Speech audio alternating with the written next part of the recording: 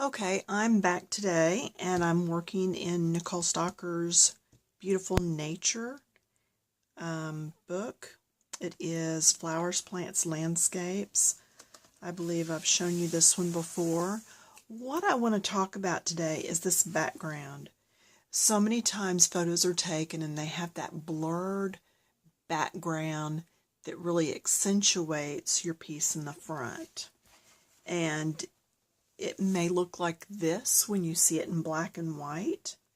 And what happens is these colors never are fully outlined like this area. So what you do is you start with your darkest color. So I would color all of this in the dark green.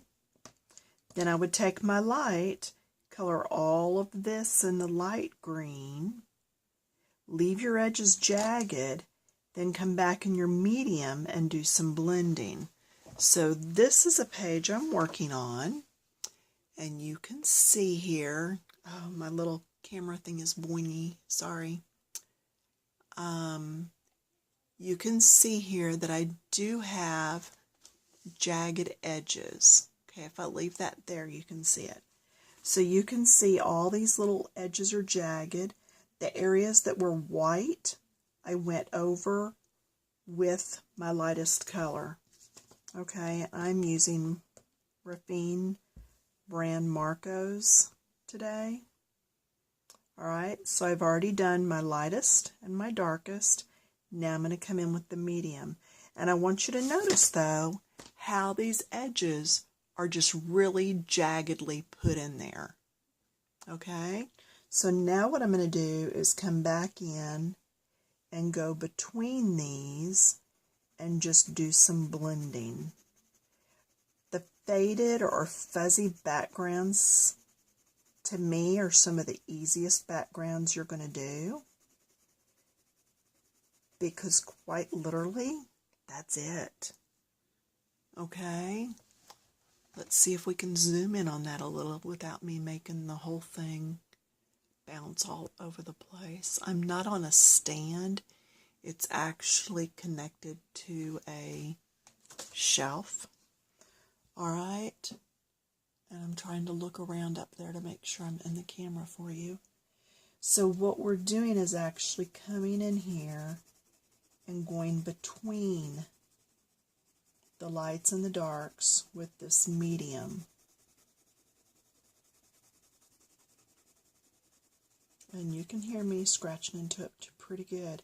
You can still see some white, and I've talked about the tooth of paper before. The white is that area where the paper dips down some, and it's into the valley, so you'll have to make several passes if it bothers you to have that white showing. Okay, I'm going to come a little more careful and around here. I would prefer not to dip into the flower and have to erase. And when you're doing these backgrounds, it doesn't even matter so much if you go different directions. It will add to that faded look just even a little bit more. Okay, so really get in there and go after it. Being a little more careful when you're actually around your focal piece. So you really don't want to go into that.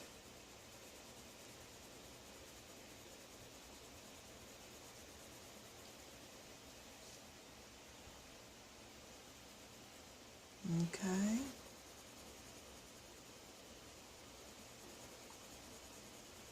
And you can see I'm pretty sloppy on doing this. I don't want stark lines. I went back to the light. I'm going to put some more light back in and overlap that. Just because we do want that to look blurred. Okay. So now when I zoom back out,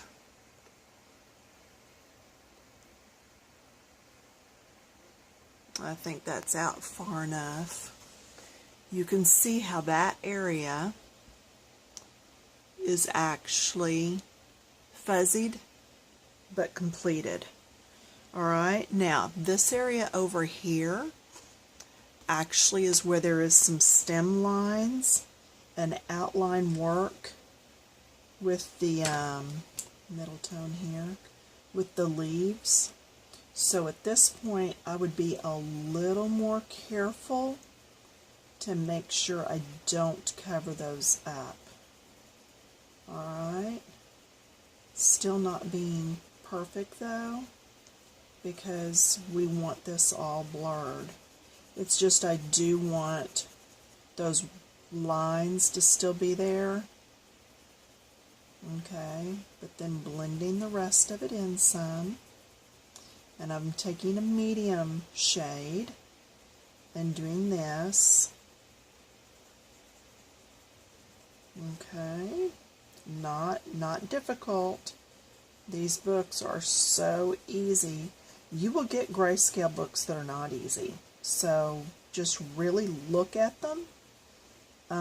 Make sure that your grays are really very, very dark and very, very light so that you know where to color, because the whole point of this is to make it easier, not to make it a hard task. Okay, I'm trying to keep my hand out of the way so that you can see what I'm doing.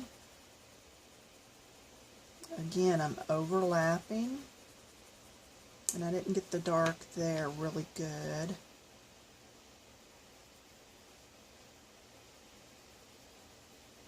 When you do a painting or a colored picture, you want to squint your eyes and make sure you can see darks and lights.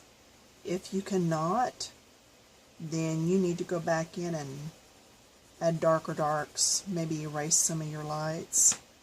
And so this grayscale will help do that for you if you will keep the lights and darks in the right places.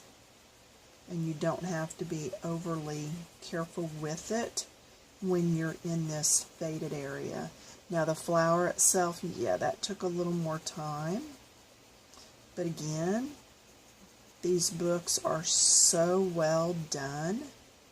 And again, these are the books that are put out. Let me show you the front again.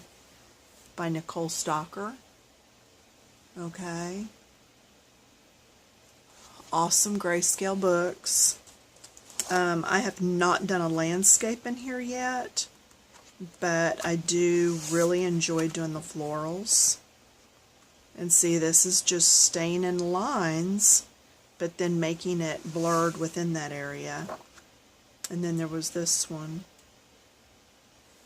So I really liked this one, and I'm really enjoying this one. And I like how there was so much light right here on the very first of it. That's where the lights are centralized in, and you can really tell that that's where the light is hitting the flower. And the hopes on these books, for me anyway, for my ladies on the Facebook group, Coloring Books Keep It Clean, my hope is that if they get the books, it will teach them where to do lights and darks, pay attention to it, and that then when you go to a regular coloring book, if you decide to, then you will know where those lights and darks are. Okay, it's lighter up on the tips, it's dark down where the shadows are falling. You know, this is folded up, so it's light in the front and dark in the back. So as you're coloring in these books, don't just do it like a paint by number, okay? I want you to pay attention, get those lights and darks, understand why they are where they are, okay? And the paper here is really a nice thick paper. Usually I put something underneath to protect me from indenting into the next page. And in these books, I don't even do that. The paper is just so grand and nice and thick. And again, you can come back and forth with your different colors here, going different directions and getting all that color in. Anything that's a little too dark, just feather it out some. And you'll very seldom hear me say that you can go different directions. I'm usually one for all little circles or all going one direction. But here, because I want you to blend them and leave that soft look, it really shouldn't matter that much. So, alright, well, I'm not going to bore you with sitting here coloring the rest. Have a good one.